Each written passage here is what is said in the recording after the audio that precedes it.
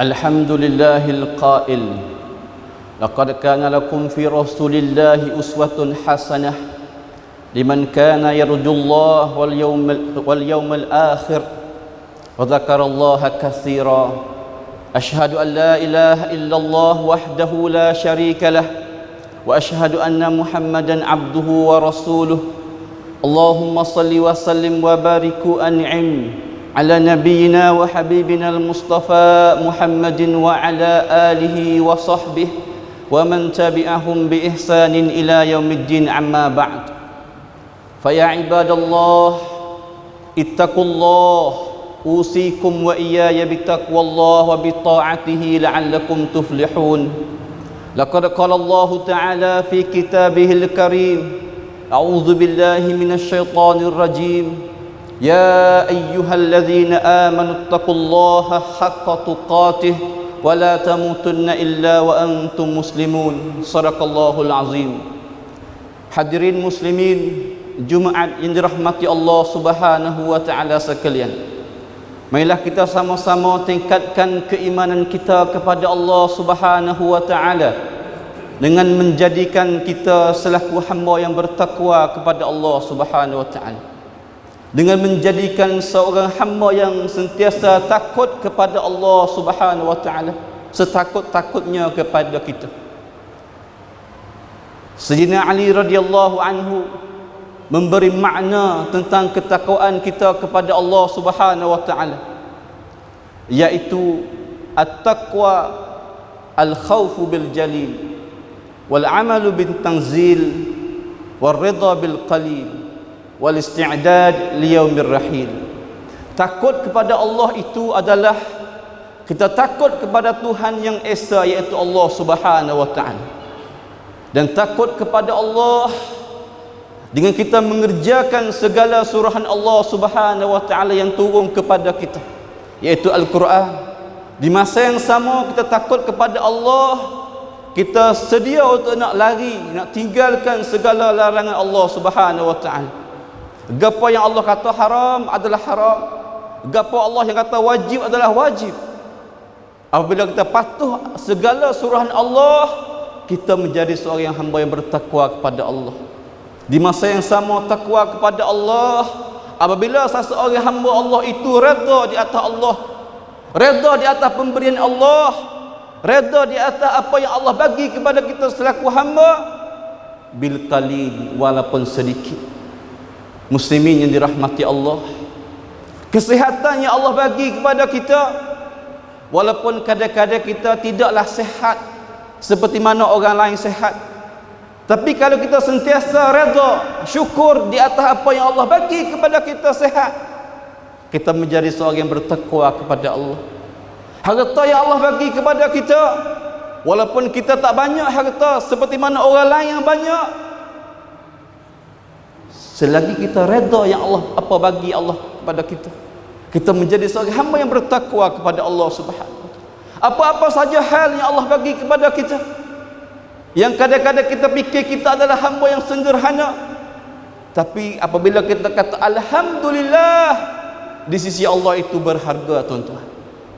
Di masa yang sama takut kita kepada Allah Subhanahu wa taala dengan kita kerjakan dengan peluang yang Allah bagi kepada kita sedikit ini atas muka bumi ini, kita kerjakan amalan baik sebagai bekal kita kembali kepada Allah Subhanahu wa taala. Allah bagi kita sehat, kita rebut masa kita sehat dengan semaya, dengan puasa sebagai bagian yang ibadah kita kepada Allah. Allah bagi kita cerdik, kita mikir tentang Allah, kita guna akal fikiran yang Allah bagi kita kepada Allah Subhanahu wa taala sebagai persiapan kita selaku hamba yang Allah bagi peluang sedikit ini. Dan kita selaku hamba kena sentiasa sedar bahawasanya dunia ini bukan tempat penghabisan kita. Bukan kita sudah di sini, tuan-tuan. Bukan di sini adalah satu jalan lalu. Seperti mana Nabi sebut, kun fid dunya ka'annaka gharib aw 'abirus sabil. Hei umat manusia, jadikanlah dudukkanlah kamu di atas muka bumi ini, atas dunia ini, seperti mana orang pelik, orang yang tak kenal, au abirus sabil, ataupun orang yang jalan kaki lalu jalan saja. Tuan-tuan, kita perhati, orang yang dia jalan kaki nak pergi pada satu tempat, dia tak akan fikir benda-benda yang tak ada faedah untuk berat tubuh dia. Dia akan pilih benda yang perlu bagi dia untuk nak pergi satu tempat, supaya dia tak letih dalam jalan. Begitu juga kita selaku hamba Allah di atas muka bumi ini, yang kita kerja, yang kita duduk di atas muka bumi ini, kita kena ingat baik-baik, kata kita nak kembali kepada Allah Subhanahu Wa Taala satu hari lagi, kita nak bawa gapo kepada Allah. Kalau kita banyak kejar dunia tanpa fikir hal-hal Allah, kosong kita hari akhirat. Bahkan dunia kita rasa beratnya tubuh kita fikir benda-benda macam tu. Di masa yang sama, apabila kita mengerjakan amalan-amalan baik, kita kembali kepada Allah dan Allah jamin kita selaku ahli syurga, itulah kita jadi orang yang berjaya di sisi Allah Subhanahu Wa Taala. Alhamdulillah, kita berada dalam bulan Rabiul Awal, bulan yang penuh sejarah, tuan-tuan. Bulan yang penuh sejarah di sisi Islam, bulan yang dikatakan kita selaku umat Nabi SAW, 1400 tahun lebih dah Nabi tinggalkan kita, tapi ajaran-ajaran Nabi, kasih sayang kita terhadap Nabi sentiasa ada. Bahkan kita tidak disuruh oleh Nabi saya dia hanya bulan Rabiul Awal, tapi hanya pengajaran bulan ini kita selaku umat Nabi tak akan lepas sia-sia tanpa pengajaran dalam kehidupan kita. Bulan Rabiul Awal, bulan sejarah, bulan hanya bukan sekadar lahirnya Nabi kita SAW. Bulan Rabiul Awal bukan hanya bulan sekadar wafatnya Nabi kita SAW, tetapi bulan Rabiul Awal adalah juga bulan yang awal sekali Nabi dilatih timur wahyu selaku Nabi dan juga Rasul SAW. Bulan Rabiul Awal juga adalah bulan yang separuh sebanyaknya bulan yang Nabi hijrah ambil kepada kota Mekah, pergi kepada kota Madinah, berlaku dalam bulan Rabiul Awal. Maknanya bulan Rabiul Awal, kalau kita kaji baik-baik, tuan-tuan, sejak Nabi hidup beranak sampai Nabi mati, pentingnya sejarah Nabi dalam kehidupan kita. Dan kita boleh tengok ukir dalam sejarah Nabi SAW, betapa hebatnya Nabi SAW tentang akhlak Nabi yang terikat hati-hati manusia di zaman itu, termasuk sahabat Nabi SAW itu sendiri. Dalam sejarah satu kitab Tarikhul Khalifah yang ditulis oleh Imam As-Suyuti rahimahullah ta'ala, Imam Suyuti sebut tentang kasih saya sahabat Nabi SAW terhadap Nabi. Di antaranya Abu Bakar As-Siddiq. Kita tahu siapa Abu Bakar, dan kita tahu betapa kasih dan sayangnya Abu Bakar kepada Nabi SAW. Tuan-tuan tahu ke tak, Abu Bakar ni jarang dia pisah dengan Nabi SAW, jarang dia becek dengan Nabi SAW. Sehingga satu ketika Nabi tengok dan Nabi kata, wahai Abu Bakar, aku tengok mu letih sebab tak makan ya. Letih sebab tak makan ya. Pergilah kelik makan dulu. Aku tunggu sini. Tuan-tuan, Abu Bakar kelik makan, setelah dia mari lalu dah. Mari siapa Nabi fikir kata, dak makan lagu ni. Maka Nabi kata, wahai Abu Bakar, mu kelik makan ke tak tu? Abu Bakar kata, ya Rasulullah, aku makan tak lalu kalau aku becek denganmu ya Rasulullah. Aku makan tak lalu kalau aku pisah denganmu ya Rasulullah, walaupun satu saat. Sampai itu, tuan-tuan, Abu Bakar ni kalau selepas Nabi mati dia jadi khalifah. Dalam sejarah sebut, kau yang jadi khalifah, kau yang jadi pemimpin, tubuh dia kau kuruh. Sebab cinta dan sayang kepada Nabi SAW. Sebab kita semua tahu kata Nabi sepanjang jadi Nabi untuk pimpin umat Islam ini, tubuh Nabi, perut Nabi tak pernah kenyang, tuan-tuan. Maka tak sanggup hati Abu Bakar ketika jadi pemimpin, tubuh dia kenyit dah. Sahabat kata, Abu Bakar, kau jadi khalifah, kau jadi. Kau kuruh. Maka Abu Bakar kata, kan aku selalu cinta, terlalu cinta dan saya ingat kepada Rasulullah sallallahu alaihi wasallam. Begitu juga Umar bin Khattab, sayangnya dengan Nabi sallallahu alaihi wasallam. Ketika Nabi mati, dia adalah orang yang pertama yang ambil pedang nak bunuh pia-pia saja yang kata Nabi mati. Sebab nak terima tak boleh hakikat apabila dia kena pisah dengan Nabi kita sallallahu alaihi wasallam. Siapa kata Muhammad mati, aku akan pacu, aku akan bunuh dia, kerana terlalu cintanya kepada Nabi sallallahu alaihi wasallam. Begitu juga Bilal bin Rabah Al-Habashi. Bilal ni kita tahu tuan-tuan, seorang sahabat kulit hitam yang dia terikat akhlak Nabi sallallahu alaihi wasallam, terikat kebaikan yang Nabi dakwah ketika duduk Mekah itu. Jong sakit tubuh, jong rela bergadar nyawa untuk masuk Islam dengan Nabi sallallahu alaihi wasallam. Mari tukar dengan gapo tak sih. Sehingga kata dalam sejarah, orang-orang yang pukul dia, wahai Bilal, aku nak ambil orang Tino yang sejangok-jangok dalam Mekah mu nak kedak, tukar denganmu, tak masuk Islam dengan Muhammad nak kedak. Tak sih. Jawab teh tamneng harta benda nak akak redakmu kaya setarah dengan orang kaya-kaya Mekah. We mu tinggal Islam Muhammad ya nak kedak. Tak sih. Sampai tu ketika selepas Nabi mati, Bilal selaku muazzin Nabi sallallahu alaihi wasallam, orang yang azan, kita panggil tu Bilal, orang yang azan selepas Nabi mati dia tak sebeh. Selepas mati Nabi mati dia tak si azan, kerana dalam kalimah azan dia kena sebut wa asyhadu anna Muhammadar Rasulullah. Kena sebut Nabi, nama Nabi tuan-tuan dalam azan itu. Dia kata kepada Umar, wahai Umar, aku tak sanggup sebut nama Nabi, aku tak sanggup panggil orang mari semaya dalam keadaan imam kita tak ada, iaitu Nabi sallallahu alaihi wasallam. Sampai tu Bilal minta izin kepada Abu Bakar dalam sejarah, pergi kepada Syam, lari diri, kerana ingatnya kalau duduk di Madinah ingat kepada Nabi kita sallallahu alaihi wasallam. Lari duduk di Madinah, di Syam tu. Dalam sejarah menyebut akhir usia Bilal ngiga tuan-tuan, Bilal ngiga dengan izin Allah. Maka sebab ngiga itulah Bilal buat keputusan naik kuda dia, naik kenderaan dia, mari kepada Madinah ziarah makam Nabi sallallahu alaihi wasallam. Dalam sejarah sebut juga Bilal ini ketika sakaratul maut, dekat-dekat nak mati, Bilal letih dekat-dekat nak mati tuan-tuan.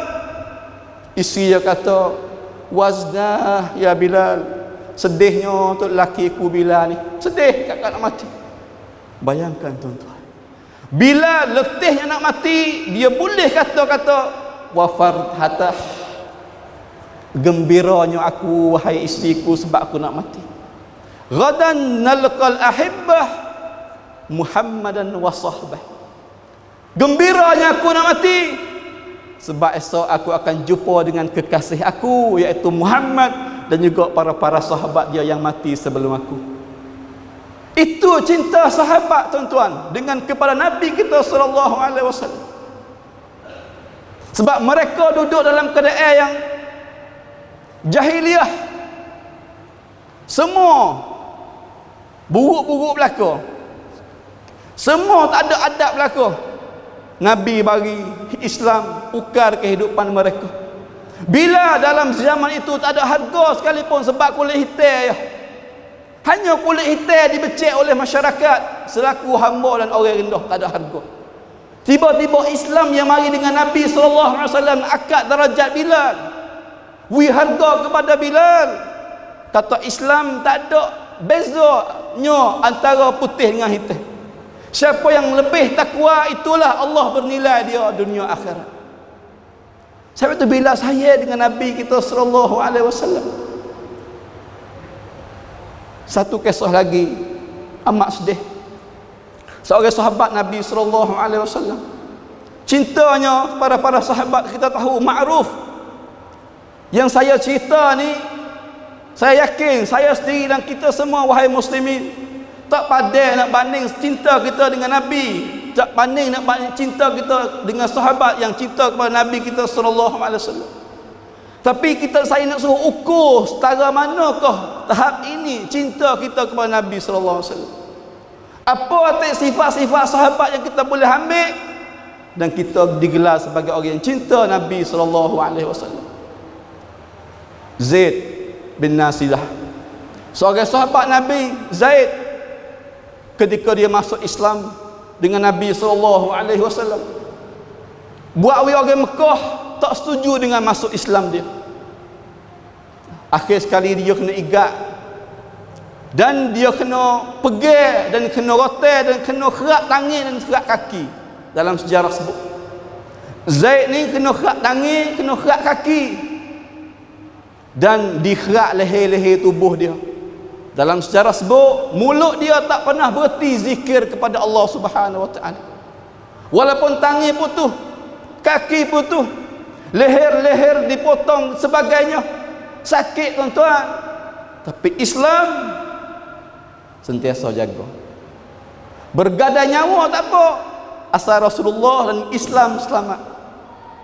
Sehingga Abu Sufyan di masa itu, Abu Sufyan sebelum masuk Islam, Abu Sufyan kata, wahai Zaid, aku nampak mu seksa ni, mu nak ke tak? Aku nak lepas mu, nak perubat mu, tapi mu kena ambil Muhammad gati di sini, mu kena ambil Muhammad mari di tempat mu ni. Tuan-tuan, Zaid kata, ya Abu Sufyan, wahai Abu Sufyan, demi Allah aku bersaksi, aku bersumpah, kalaulah duri kecil, duri kemih lah contohnya, duri yang kecil, kalau aku tahu duri yang kecil itu nak masuk kepada kaki Nabi sallallahu alaihi wasallam, nescaya aku akan ambil nyawa aku gandai gati Nabi sallallahu alaihi wasallam.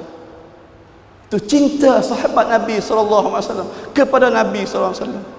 Di antara punca besar yang saya nak cerita dalam khutbah ini tuan-tuan, satu je yang buat sahabat Nabi dan juga orang bukan Islam pun akui dengan Nabi kita sallallahu alaihi wasallam, iaitu Nabi mempunyai akhlak yang baik. Nabi mempunyai akhlak yang baik, yang hebat, yang nak macai para sahabat, macai para orang jahiliyah, orang-orang di zaman itu masuk Islam dengan Nabi. Dakwah Islam serta dengan akhlak yang baik, dakwah Islam dengan mariat yang baik. Sebab itu Allah sebut, Allah puji Nabi, wa innaka la'ala khuluqin azim dalam surah Al-Qalam. Muhammad ni akhlak yang azim, hebat, kuat sahabat, sifat akhlak Nabi SAW. Sebab itu satu ketika Abu Sufyan, dia benci dengan Nabi, dia menetai Nabi, dia sumpah Nabi di Mekah. Apabila dia pergi di Syam, orang-orang Syam tanya, wahai Abu Sufyan, wahai Abu Sufyan, aku dengar kata Mekah nu ada agama baru nu. Aku dengar Mekah ada agama baru nu, Muhammad dakwah agama baru nu. Bagaimana kau Muhammad? Lagu mana kau perangai Muhammad hak dakwah tu? Tuan-tuan, Abu Sufyan marah sama apa, benci sama dengan Nabi, tapi tak berani nak nipu kata Muhammad adalah seorang yang baik. Muhammad adalah seorang yang baik, akhlak yang baik. Sebab itu tuan-tuan, kita selaku hamba Allah dan umat Nabi SAW, sesuai sekali saya nak seru dalam khutbah ini, marilah kita sama-sama kembali kepada sirah Nabi SAW. Marilah kita sama-sama kaji dan mengerti akhlak-akhlak contoh Nabi SAW. Sekarang kita tengok tuan-tuan, betapa jauhnya kita dengan akhlak Nabi SAW sekali. Dan kita kena sedar bahawasanya dalam masyarakat luar dunia ini sentiasa ada memikir nak menghapuskan Islam, iaitu umat Islam itu sendiri. Dalam dunia ini banyak rebuk-rebuk, banyak sistem-sistem yang dipikir oleh manusia untuk nak buh kepada orang-orang Islam, orang-orang manusia termasuknya Islam, untuk nak jauhkan umat-umat Islam kepada Allah, kepada akhlak Nabi SAW. Banyak rabuk-rabuk, banyak pemikiran-pemikiran yang didakwa bahawasanya, contohlah kadang-kadang Neokid kan mi ครอบครัวที่ดีที่สุด mai pada William, mai pada John misalnya. Sedangkan Nabi SAW patut diangkat contoh untuk kita, umat Nabi SAW. Bahkan kita tengok pemuda-pemudi dalam masyarakat kita, adakah mereka itu dekat dengan akhlak Islam, tuan-tuan? Adakah mereka itu dekat dengan akhlak Nabi SAW? Di manakah Nabi dalam kehidupan kita? Di manakah Nabi? Di manakah akhlak Nabi dalam kehidupan kita? Kau dunia akhir zaman inilah kau kita kena dekat dengan Nabi. Kau kita kena dekat dengan sejarah Nabi SAW. Bagaimana kau akhlak Nabi yang Nabi ajar umat-umat dulu yang tak jaya wak wijaya? Bagaimana kau akhlak-akhlak Nabi yang jaya ketika masa dahulu ajar umat-umat masa dulu menjauh kepada api neraka? Di masa yang sama terbaliknya kita masa sekarang, kau lama kau dekat dengan api neraka. Kau lama kau dekat dengan binasa. Kau lama kau dekat dengan kemurkaan Allah Subhanahu Wa Taala. Jadi balik tuan-tuan. Sebab itu saya ingat satu hadis Nabi SAW. Awal-awal Nabi dakwah Islam, orang di Mekah masa jahiliah dulu dia kata pelik weh Islam. Pelik. Muhammad ni bagi ajaran yang pelik. Sehingga Nabi sebut Bada al-Islam anil gharib. Islam ni mula dengan pelik. Bukan pelik bagi kita umat Islam, tak tuan-tuan, tidak. Tapi pelik bagi orang yang bukan Islam. Sebelum tu, sebelum Nabi mari, sebelum Islam mari dengan Nabi, arak boleh makan bebas. Biasa dalam mata masyarakat. Zina bebas. Pembunuhan, kezaliman semua bebas. Diakui. Siapa ada kuasa bebas. Tapi Ibn Muhammad mari ni arak jadi tak boleh. Hak boleh jadi tak boleh. Ibn Muhammad mari, Islam mari ni zina hak sedap-sedap katanya tak boleh. Jadi haram. Reba jadi haram. Pelik. Nabi hapus dengan ajaran Islam, dengan akhlak yang Nabi tunjuk sebagai saksi kata turut Nabi, turut Islam, jaya dunia akhirat. Tapi jadi benda yang pelik bagi masyarakat masa jahiliah. Sebab benda tu mereka tengok biasa. Tapi yang saya pelik sekali di zaman kita ni, banyak perkara yang umat dulu yang pelik dengan Nabi, kita jadi biasa lah ni tuan-tuan. Kita tengok orang minum arak, tak kira Islam ke bukan Islam, termasuk khususnya Islam, kita fikir biasa benda tu. Allahu Akbar. Kita tengok anak-anak cucu kita bergaulat jatuh tino, kita fikir biasa. Kita tengok perzinaan yang merebak atas muka bumi Allah. Kita tengok perbunuhan. Maring dah di top besar maring. Seorang apa ni? Panggil bekah dadu bedil anak sekolah, dan pembunuhan yang mana-mana lain yang berlaku atas muka bumi ini, semua umat manusia sekarang rasa tak pelik pun. Sedangkan Nabi telah ubah benda tu yang tak pelik jadi pelik. Kita dekat akhir zaman sedang nak tengok benda tu kembali kepada jahiliyah, itu rasa tak pelik. Marilah kita sama-sama dekat dengan Nabi, dengan kita kaji sejarah Nabi sesungguhnya. Wahai ayah-ayah yang selaku pemimpin keluarga, banyakkanlah kecek sejarah Nabi dalam umur kamu, hai ayah-ayah. Banyakkanlah akik contoh-contoh Nabi beri kepada anak-anak cucu kamu dengar, wahai ayah-ayah. Sebab sekarang ni tuan-tuan, sedihnya saya berlaku di Malaysia. Seorang pemudi, orang Tino, cop idol dia seorang nyanyi kauli, seorang penyanyi kauli Korea. Cop sungguh, suka sungguh maka turut Korea sebab balah dengan ibu dia yang Islam. Akhir sekali kauli hak Korea hak masyhur tu tuan-tuan bunuh diri mati, dan dia pun bunuh diri turut. Apa yang dia fikir kata idol dia? Marilah wahai ayah-ayah, marilah wahai pemimpin-pemimpin, tanamlah masyarakat kita dengan idol satu-satunya hak kita, iaitu Rasulullah sallallahu alaihi wasallam. Tanam dalam jiwa kita, anak cucu kita, masyarakat kita, semua contoh dalam kehidupan kita adalah Rasulullah sallallahu alaihi wasallam.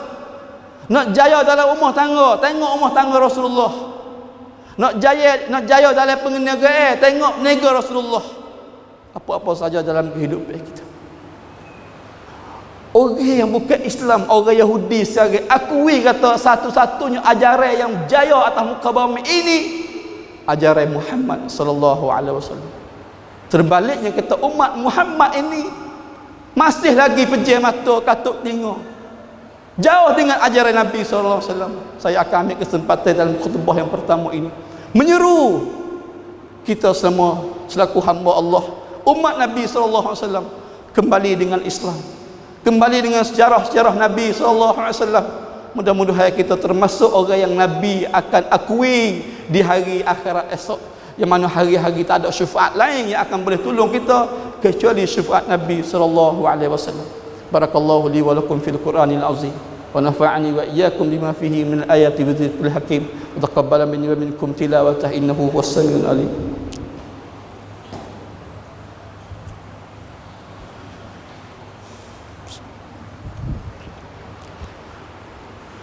Alhamdulillahilladzi arsala rasulahu bil huda wa dinil haqq liyuzhirahu 'ala ad-din kullihi walau karihal musyrikun. Asyhadu an la ilaha illallah wahdahu la syarika lah wa asyhadu anna Muhammadan abduhu wa rasuluh. Allahumma salli wa sallim wa barik wa an'im 'ala nabiyyina wa habibina al-Mustafa Muhammadin wa 'ala alihi wa sahbihi wa man tabi'ahum bi ihsanin ila yaumiddin, amma ba'd. Fa ya ibadallah ittaqullah usikum wa iyaya bittaqwallah faqad fazal muttaqun.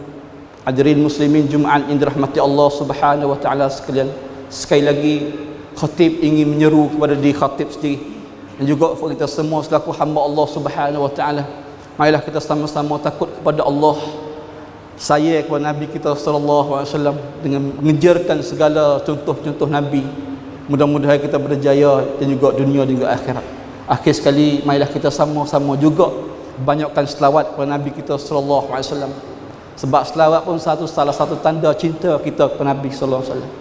Seorang sahabat dia tanya, "Ya Rasulullah, aku ni suka selawat kepadamu ya Rasulullah." Cak, suka selawat kepadamu ya Rasulullah. Kalaulah aku semaya, lepas semaya, banyak mana aku nak selawat kepadamu? Nak kata selawat banyak ni lah saya kepadamu. Banyak mana ya Rasulullah? 1/4 neng naisi khong wela lama mai ya Rasulullah, aku nak selawat. Nabi kata banyak dah tu, kalau boleh banyak lagi comel. Kalau gitu 1/2 lah neng suang-suang. Kalau kita maya 10 minit ke 5 minit tu selawat saja tuan-tuan, neng suang-suang. Nabi kata banyak tu, tapi kalau banyak lagi comel. Maka sahabat tu kata, kalau lagu tu ya Rasulullah, aku selawat berlaku lah kamu, aku selawat semua lah semua hidup aku. Sebab tu para ulama kata, di antara tanda yang Allah nak terima doa-doa kita wahai muslimin, kita kena ada selawat dengan Nabi sallallahu alaihi wasallam dalam doa kita. Mudah-mudahan kita berkat dalam hidup dan dekat dengan Allah Subhanahu wa taala. Innallaha wa malaikatahu yusalluna 'alan nabi ya ayyuhallazina amanu sallu 'alaihi wa sallimu taslima. Allahumma salli 'ala Muhammad wa 'ala ali Muhammad kama sallaita 'ala Ibrahim wa 'ala ali Ibrahim fil 'alamin innaka Hamidum Majid. Allahumma ansuril muslimina wal muslimat wal mu'minina wal mu'minat al ahya'i minhum wal amwat. Allahumma ahyina bil iman wa amitna bil iman wa ahsyurna bil iman wa adkhilna jannata ma'al iman bi rahmatika ya arhamar rahimin. ربنا آتنا في الدنيا حسنة في الآخرة حسنة وقنا عذاب النار. عباد الله إن الله يأمر بالعدل والإحسان وإيتاء ذي القربى وينهى عن الفحشاء والمنكر والبغي يعظكم لعلكم تذكرون وأقيموا الصلاة.